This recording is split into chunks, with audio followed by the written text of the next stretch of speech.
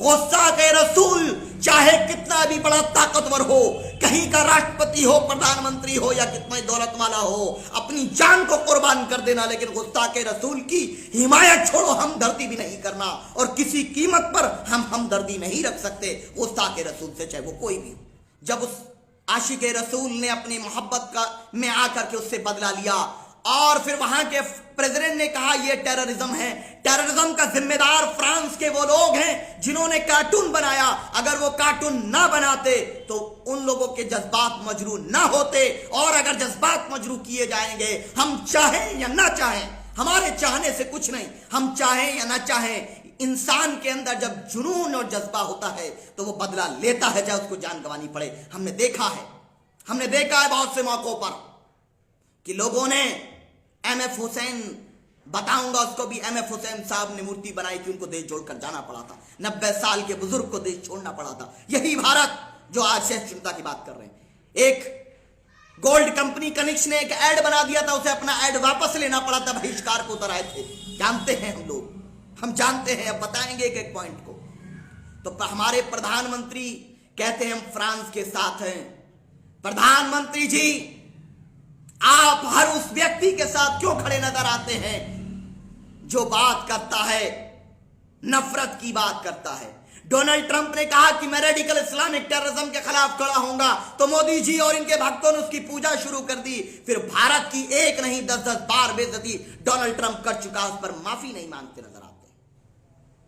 वही हाल फ्रांस में हो रहा। फ्रांस के साथ क्यों खड़े हैं आज तक नहीं बता। अगर आप टेररिज्म के खिलाफ खड़े हैं तो म्यांमार के खिलाफ क्यों नहीं खड़े हैं? अगर आप टेररिज्म के खिलाफ खड़े हैं तो इजराइल के खिलाफ क्यों नहीं खड़े हैं? अगर आप टेररिज्म के खिलाफ खड़े हैं तो आप बजरंग दल को बैन क्यों नहीं किए हैं? आप टेररिज्म के खिलाफ खड़े हैं तो टेररिज्म की आरोपी, आतंकवाद की आरोपी साध्वी प्रज्ञा को पार्लियामेंट कैसे भिजवा देते हैं, जो कहती है कि महात्मा गांधी जी का अपमान करती है, नाथूराम गोडसे को हीरो मानती है? कहा आप उसको पार्लियामेंट क्यों भिजाते हैं, क्यों उसको पार्टी से नहीं निकालते हैं? अगर आप टेररिज्म के खिलाफ हैं, आप टेररिज्म के खिलाफ नहीं हैं, आप इस देश की अक़लियतों को मिटाना चाहते हैं, जो कभी मुमकिन नहीं होगा। इस देश के हमारे सभी धर्म जाति के लोग इसके खिलाफ हैं। मैं आपको अब एक चर्चा में लेकर आना चाहता हूं, 5 पॉइंट पे बात करेंगे। एक एक शेयर सभी साथी करें, 5 पॉइंट पे बात करेंगे, बहुत इंपॉर्टेंट। टीवी में और कुछ सो कॉल्ड सेक्युलर बनने वाले और अपने आप में नए नए सेक्युलर बने हुए लोग, अपने आप को मुसलमानों का ठेकेदार मानने वाले लोग, संविधान को का ठेकेदार मानने वाले लोग कह रहे हैं नहीं नहीं नहीं नहीं, ये गलत है, किसी की जान नहीं ले सकते, नहीं नहीं नहीं होना चाहिए। मैं उनसे पूछना चाहता हूं, भारत के अंदर पिछले 6 सालों में गाय के नाम पर मॉब लिंचिंग की गई है। क्या वो टीवी चैनल वो और अकलमंदी का पाठ पढ़ाने वाले, क्या उनके खिलाफ अभियान दिखाते नजर आए कि अगर कोई गौ हत्या कर रहा है तो उसको कानूनी सजा होनी चाहिए, उसको हत्या नहीं होनी चाहिए? कहां चला गया था ये गैंग? जब तो ट्विटर पर ट्रेंड नहीं चला रहे थे, और जो ये लोग इस्लाम के खिलाफ इंडिया में ट्रेंड चला रहे हैं, इनका क्या मतलब है? क्या मतलब है इनका?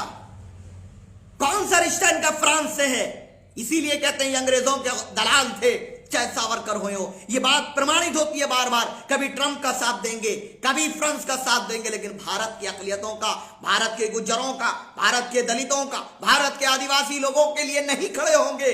फ्रांस के लिए, डोनाल्ड ट्रंप के लिए खड़े हो जाएंगे, लेकिन भारत में गुज्जरों के एनकाउंटर किए जा रहे हैं, प्रजापति पाल मौर्य समाज के लोगों को राजनीति से वंचित किया जा रहा है, उनके लिए ट्विटर पर ट्रेंड नहीं चलाते। दूसरी चीज, एमएफ हुसैन एक कलाकार थे, मैं आपको बता दूं जिनको जानकारी नहीं। एमएफ हुसैन एक कलाकार थे बहुत बड़े। उन्होंने हिंदू धर्म की देवी देवताओं की तस्वीर बनाई, हम खंडन करते हैं, क्योंकि किसी भी धर्म के खिलाफ अगर कोई भी व्यक्ति कुछ भी करता है तो हम लोग उसके खिलाफ है, ये हमारा स्टैंड है। लेकिन उनको देश छोड़कर जाना पड़ा, उनको धमकियां दी गई, अगर वो देश छोड़कर ना जाते तो उनको भी मार दिया जाता। गाय के नाम पर कितने लोगों को मारा गया। और जब बाबरी मस्जिद का फैसला आने वाला था, टीवी पर खुलेआम बयान दिए गए, फैसला हमारे हक में नहीं आया तो खून की नदियां बहेगी, खून की नदियां बहेंगी। किसने कहा था? ये उन लोगों ने कहा था जो लोग आज अमन के पैरोकार और सेकुलरिज्म के अलमबरदार बनना चाहते हैं। ये कोई कॉम्प्रोमाइज नहीं हो सकता भाई। हमारा अकीदा इतना मजबूत है निजाम मुस्तफा पर, हमारा अकीदा इतना मजबूत है नबी करीम सल्लल्लाहु अलैहि वसल्लम पर। हमने बार बार कहा हमारी 1000 जान कुर्बान है, और अगर कोई भी इस तरह की हरकत करेगा हम आखिरी सांस तक अपने तमाम वो तरीके अख्तियार करेंगे जिनकी इजाजत है। हम तमाम तरीके अख्तियार करेंगे कि उस जालिम को अंजाम तक पहुंचाया जा सके। तमाम जमहूरी और आईनी अंदाज में हम तमाम कोशिशें करेंगे। लेकिन याद रखिए, ना हमने कल आतंकवाद का साथ दिया, ना आज आतंकवाद का साथ दिया, ना कभी आतंकवाद का साथ देंगे, क्योंकि आतंकवाद वो मजहब है। मेरी बात को गौर से सुनिए, आतंकवाद वो मजहब है जो इंसानियत पर जुल्म करता है, जो बेगुनाहों का कत्ल करता है। और आतंकवाद किस हत्या करना नहीं है, किसी को डराकर धमकाकर गुलाम बनाने की तरफ ले जाना भी आतंकवाद है। बेटियों की इज्जत को लूटना भी आतंकवाद है। जो षड्यंत्र करके एक वर्ग को, पिछड़े दलितों को गुलाम बनाना भी आतंकवाद है। गुज्जरों को एनकाउंटर करके, ब्राह्मणों को एनकाउंटर करके डरा कर रखना, गुलाम बनाने की साजिश रखना भी आतंकवाद है। आतंकवाद की परिभाषा क्या है? आतंकवाद की परिभाषा क्या है बताओ टीवी चैनल वालों। क्या जो रोज भारत के अंदर बलात्कार की घटनाएं भारत की बेटियों से हो रही है, क्या यह आतंक का माहौल नहीं है? या आज छोटे कारोबारियों को, कारोबार के लोगों को मर्डर किया जाता है, क्या यह आतंकवाद नहीं है?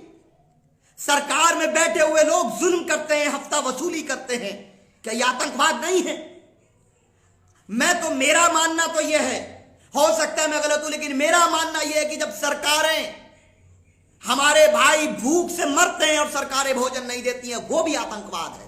स्वास्थ्य की सेवाएं सरकारें नहीं दे पाती हैं, वो भी आतंकवाद का एक हिस्सा है।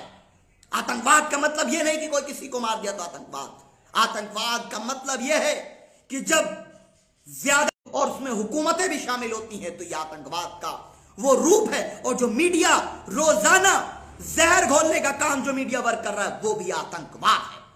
जो दुश्मन बना रहा है एक दूसरे का, हमारे भाइयों को एक दूसरे का दुश्मन, भारत के लोगों को, वो भी आतंकवाद है, गलत तरीके से पेश करके। इसीलिए हम लोग कहते हैं, और जो कहते हैं कि ये नहीं, संविधान ने मुझे इजाजत दी है कि मैं अपने मजहब पे चलूं, आर्टिकल 25, और आर्टिकल 25 ने मुझे मजहब पे चलने की आजादी दी, और मेरे मजहब ने मुझे ये तालीम दी कि इंसानियत के दुश्मनों की हिमायत नहीं करना, महिलाओं की, बेटियों की इज्जत लूटने वालों की हिमायत नहीं करना, गरीबों पे जुल्म करने वालों की हिमायत नहीं करना। गुस्ताखे रसूल चाहे कितना भी बड़ा ताकतवर हो, कहीं का राष्ट्रपति हो, प्रधानमंत्री हो, या कितना ही दौलत वाला हो, अपनी जान को कुर्बान कर देना, लेकिन गुस्ताखे रसूल की हिमायत छोड़ो, हमदर्दी भी नहीं करना। और किसी कीमत पर हम हमदर्दी नहीं रख सकते गुस्ताखे रसूल से, चाहे वो कोई भी हो। हम तो गुस्ताखे मूसा से भी हमदर्दी नहीं रख सकते। जो मूसा अलैहिस्सलाम, जो हमारे पैगंबर ईसा मसीह ईसा अलैहिस्सलाम से अगर उनकी शान में गुस्ताखी करता है, तो हम उससे भी हमदर्दी नहीं रखते। जो हमारे पूर्व श्री राम से उनकी शान में बेहुदा अल्फाज, बेहुदा पेंटिंग्स बनाता है, हम तो उससे भी मोहब्बत नहीं रखते, क्योंकि हमारी विचारधारा इंसाफ की है, न्याय की। हम दोगलापन नहीं है। भारत एक, हम लोग एक कम्युनिस्ट देश में नहीं, हम एक धार्मिक ऐसे देश में कि जो सब धर्मों को सेलिब्रेट करता है, तमाम विचारधाराओं को सेलिब्रेट करता है, ऐसे देश में रहते हैं। प्रधानमंत्री जी, जो आप कर रहे हो, वो आप जहर बो रहे हो, और अगर जहर बोगे तो शहद नहीं जहर होगा। भारत को क्यों आप इन मामलों में अटका रहे हैं? कुछ लोगों ने कहा टीवी चैनल पर मेरे से भी, फ्रांस के मामले को भारत में उठाने की जरूरत क्या पड़ी? फ्रांस के मामले को भारत में उठाने की क्या जरूरत पड़ गई? तो सुनो भाई, पहला प्रधानमंत्री ने ट्वीट करके फ्रांस का समर्थन किया।